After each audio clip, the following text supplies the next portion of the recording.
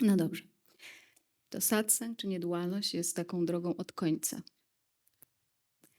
Czyli jeśli na przykład słyszeliście wcześniej takie terminy jak rozwój duchowy czy dojście gdzieś, no to my tutaj się tym nie będziemy w ogóle zajmować. Nie będziemy się rozwijać,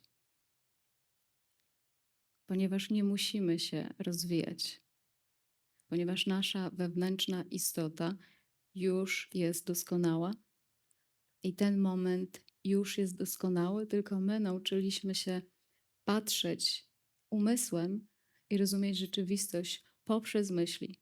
W związku z czym nie zauważamy oczywistości jedności całej egzystencji.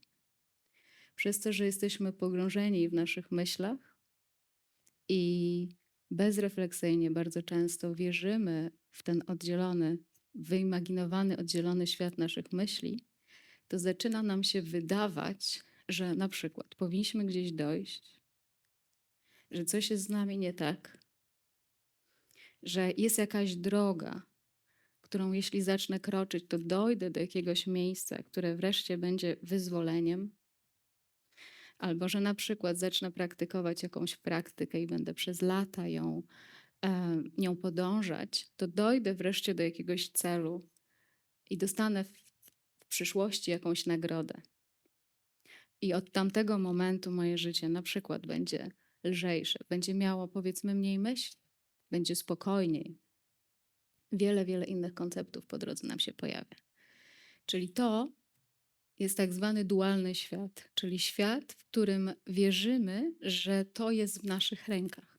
Świat dualny opiera się na tym, że ja wierzę, że jestem osobną jednostką, osobną od całej egzystencji jednostką, która nie jest jeszcze na miejscu, która musi gdzieś dojść po to, żeby wreszcie było dobrze. Albo która jest tak pogrążona w swoich myślach, że nie widzi jedności całej egzystencji. To się przydarza nam wszystkim. Mniej więcej około 2 roku życia zaczynamy jako małe dzieci wierzyć, że jesteśmy oddzielonym od całości bytem, który ograniczony jest w konkretnym ciele i wyobrażamy sobie, że ten byt jeszcze mieszka gdzieś w umyśle albo może w sercu. To jest wierzenie, które przyjęliśmy najczęściej mniej więcej w około 2 roku życia i później bezwiednie to wierzenie powtarzaliśmy prawdopodobnie do tej pory.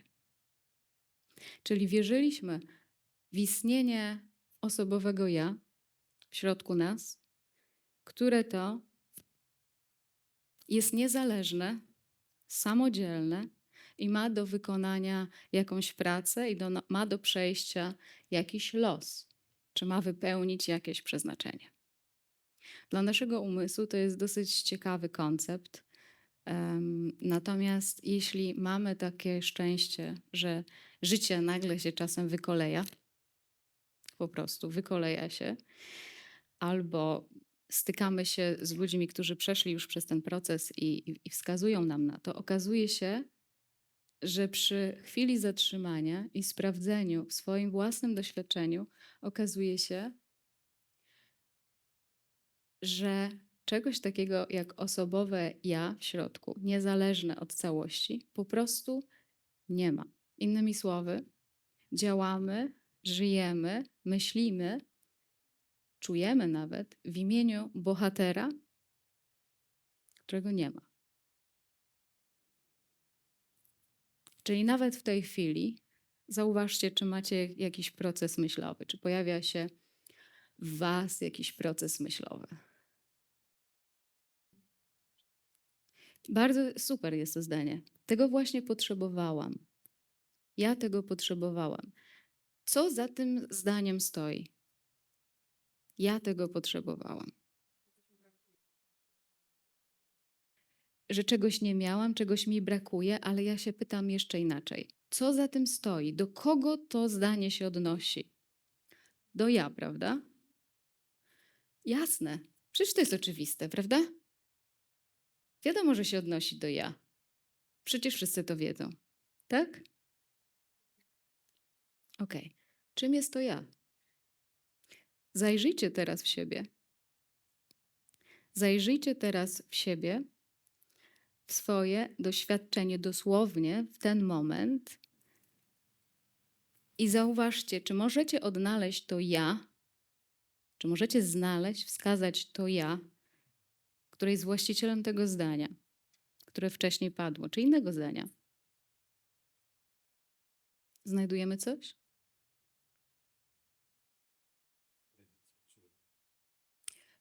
Ja nie pytam o ciało, teraz pytam o to, czy jesteś w stanie w swoim doświadczeniu, mówię do ciebie, mówię teraz do nas, czy jesteś w stanie w tej chwili dostrzec miejsce, z którego płyną myśli?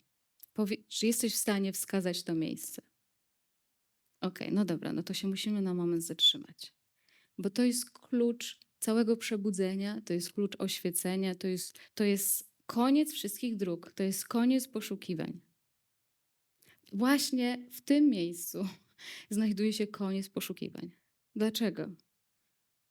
Dlatego, że zwróćcie uwagę na to. Jak to jest, że my nie jesteśmy w stanie znaleźć tego miejsca, z którego płyną myśli? Jeśli nie jesteśmy w stanie stwierdzić, że to miejsce jest jakieś, albo nie jesteśmy w stanie go zobaczyć, to dlaczego przyjmujemy, że to jest nasze indywidualne ja i że dlaczego twierdzimy, że my to robimy sami?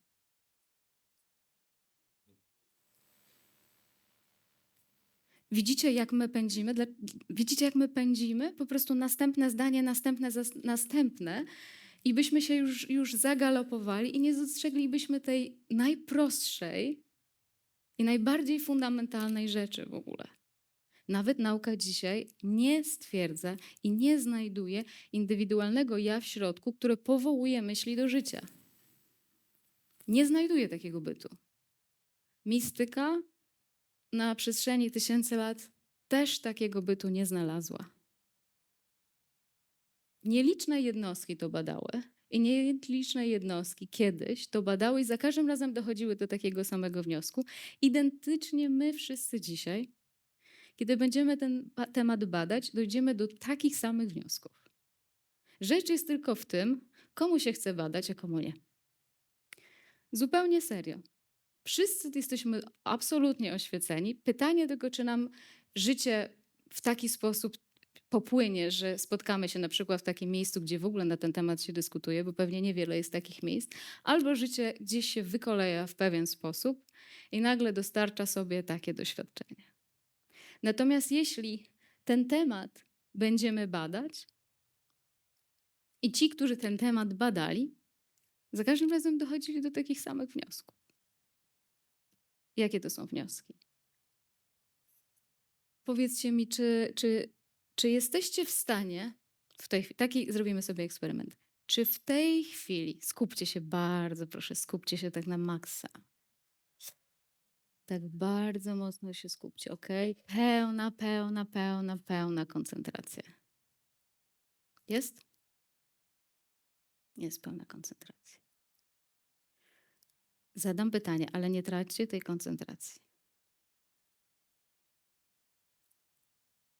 Czy w tej pełnej koncentracji, obecności wiesz, co za chwilę pomyślisz?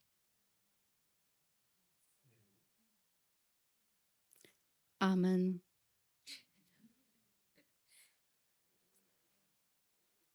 Zobaczcie, jest chwila ciszy. Nie mam nałożonych poprzednich myśli. Jest chwila kontemplacji, chwila ciszy, chwila zatrzymania. Pada pytanie, czy wiesz, jaka będzie twoja następna myśl? Kto tego jeszcze nie potwierdził, to sprawdźcie to. Sprawdzajcie to sobie codziennie, żeby dowiedzieć się, czy wiemy to. Natomiast jeśli to już sprawdziliście i okazuje się, że nie wiem, jaka będzie moja następna myśl, to jakie są tego implifikacje? Jeśli ja nie wiem, i to jest fakt, w istocie nie wiem, co za chwilę pomyślę,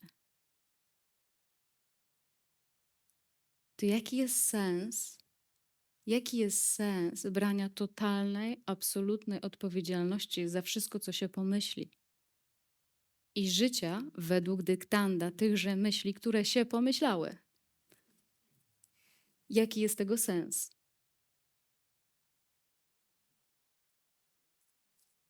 Bo właśnie to zatrzymanie i wyjście z tego galopu mniej więcej polega na tym, że jeśli my, na przykład tak jak tutaj, byśmy po prostu nie sprawdzając pobiegli za następną swoją myślą, swoją rozkminką dalej, dalej, dalej, dalej, to ja już bym nawet nie wiedziała, od czego ja zaczęłam. Nie wiedziałabym, od czego zaczynam. I co by było? Byłyby tylko i wyłącznie uwarunkowane myśli, które musiałyby się wydarzać i one by sobie po prostu płynęły, płynęły, płynęły. Jeśli ja się zatrzymam, to wcale nie znaczy, że nie będzie uwarunkowanych myśli. One też będą. Ale co może się stać? Po pierwsze, my jesteśmy w miejscu większej przytomności. Jesteśmy w takim miejscu, w którym ja trochę czuwam. Jestem w takiej przestrzeni, że jeszcze nic nie wiem. Jestem w przestrzeni, że ja nic nie wiem i się będę dowiadywać. Jestem w przestrzeni, że się mogę czegoś w ogóle dowiedzieć. Mogę się czegoś w ogóle nauczyć, bo inaczej to po prostu jest myśl za myślą. Ja będę do was mówić, a wy będziecie cały czas interpretować każde ze słów i w ogóle mnie nie usłyszycie. Możemy sobie tak na przykład, wiecie, być na wykładzie i ten wykład może polegać na tym, że ona mówi, a my interpretujemy, podoba mi się czy nie, porównujemy do tego, co słyszałam wcześniej, co się nauczyłam na tej ścieżce i na innej. I w gruncie rzeczy to się dzieje automatycznie. Natomiast my tutaj mamy zrobić coś totalnie innego. Ja niczego nie chcę was nauczyć, bo naprawdę nie mam nic do powiedzenia, nie mam żadnej wiedzy, nie przekazuję żadnej oświeconej nauki. Żadnej.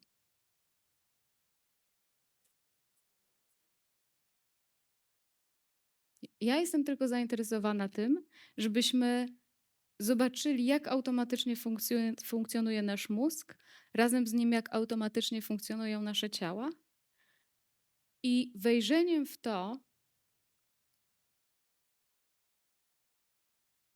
że nie jesteśmy tutaj wyłącznie jako indywidualne sprawstwa myśli i zdarzeń. Więc jeszcze raz wracamy do tego miejsca, gdzie jest to zatrzymanie i koncentracja. Zobaczcie, że kiedy ja mówię o tym zatrzymaniu i koncentracji, to wcale nie oznacza, że mówię wam, że o Jezu, nie możesz się poruszyć, nie może ci się nic pomyśleć, nie może ci się nic poczuć. To się też może dziać. Ale jakaś energia w nas, jakiś rodzaj uważności w nas też jest obecny. I będę chciała mówić do tej części nas. Czyli tego czegoś w nas, co jest świadome tego momentu, co jest świadome zarówno tego, co słyszycie z moich ust, ale w identyczny sposób jest świadome tego, co się myśli w waszych głowach. Czy możecie zauważyć, że jest jakaś część nas w tej chwili, jakaś część ciebie, może powiem wprost, jakaś część ciebie, która słyszy identycznie moje słowa, co twoje myśli? Czy słyszycie z innego miejsca słyszycie swoje myśli niż moje słowa? Czy to jest inne miejsce? Czyli to jest to samo miejsce, tak? Więc chcę, żebyśmy nawiązali kontakt z tym miejscem,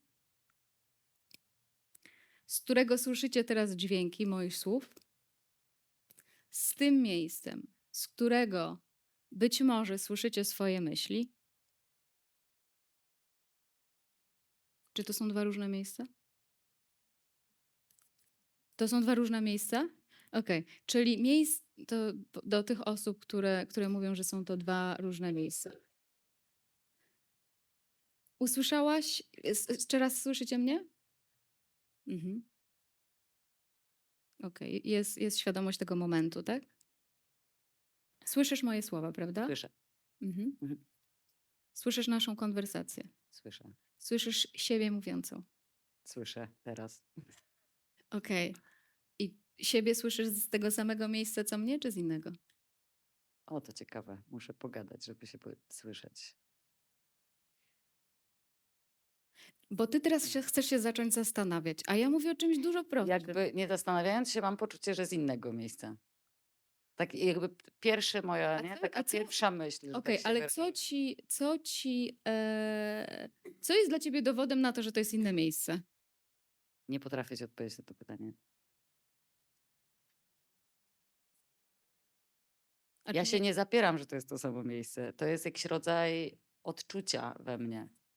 A dzięki czemu możesz mieć odczucie w ogóle? Czy Myślę, z że innego miejsca... Okej, dobra, Mhm. inaczej zapytam. Czy z innego mamy miejsca odczucia, a z innego miejsca mamy myśli? Mm, Naprawdę. Że z innego miejsca masz odczucia, z innego miejsca masz myśli? Tak, mam takie uczucie, kiedy zadałaś to pytanie, to wydawało mi się, że dostrzegłam, że moja głowa jakby nadaje i myśli z innego trochę punktu niż ta część mnie, która przyjmuje to, co się dzieje z zewnątrz i do mnie przypływa. Mhm, ale zobacz, że gdyby nie było jeszcze czegoś, to w ogóle nie byłabyś w stanie referować tego, co mówisz. Poczekaj. Mówisz o tym, że to wszystko jest gdzieś zatopione. Tak. Gdzieś się dzieje A to jest ten taka moment. trzecia przestrzeń. Dobrze, której się wszystko dobrze. dzieje. Niech tak będzie. Tutaj jest moja przestrzeń, tutaj jest twoja przestrzeń, a ja tak naprawdę mówię, uwaga, o tej trzeciej. O tej trzeciej. Tak, o tej, Okej. w której się wszystko dzieje. Czy masz do niej dostęp?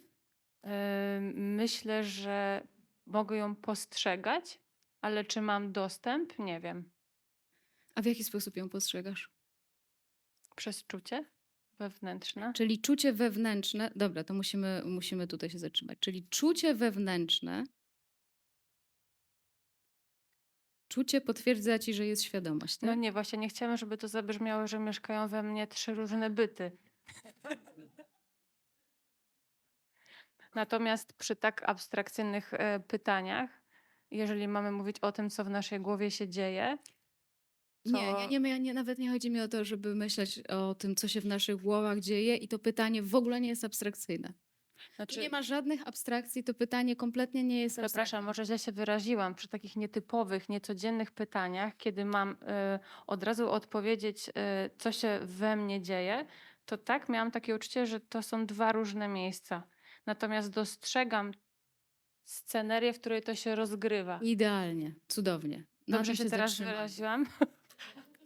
Wiesz co, mi zależy na tym, żebyśmy szli powoli, żebyśmy mogli nadążać za tym, co zauważamy. Nie, to bardzo dobre były pytania pomocnicze, żeby po prostu dojść do wypowiedzi, która to zobrazuje prawidłowo. Tak, to jeszcze raz. Będę przez całe te 2 dni kierować naszą uwagę na to miejsce, w którym dzieje się absolutnie wszystko.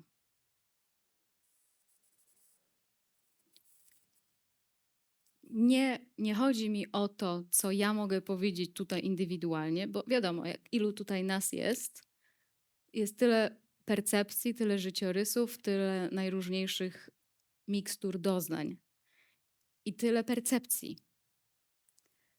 Natomiast kiedy my posługujemy się w życiu wyłącznie prywatną percepcją i opieramy się na tej prywatnej percepcji, to mamy poczucie, że jesteśmy na tym świecie sami, że jest trudno bardzo często, że musimy gdzieś dojść, albo naczelna myśl, która za tym stoi. Coś ze mną jest nie tak, muszę poprawić coś w życiu. Muszę coś zmienić i kiedyś będzie dobrze. Na tym polega to nasze wyimaginowane oddzielenie. Jeśli chcemy pogodzić się właśnie takimi indywidualnymi perspektywami, okazuje się, że nie da się. I nasze życie zaczyna przypominać próbę walki albo połączenia się ze światem, i to nie przynosi oczekiwanych rezultatów. Natomiast my tutaj dzisiaj mamy możliwość kierowania uwagi, kierowania naszej przytomności na to miejsce ponad miejsce, czyli poza czymkolwiek. Czyli to coś, co spaja cały ten pokój, co spaja nas wszystkich, co mamy wszyscy, gdzie wszystko jest równe i gdzie wszystko jest jednym.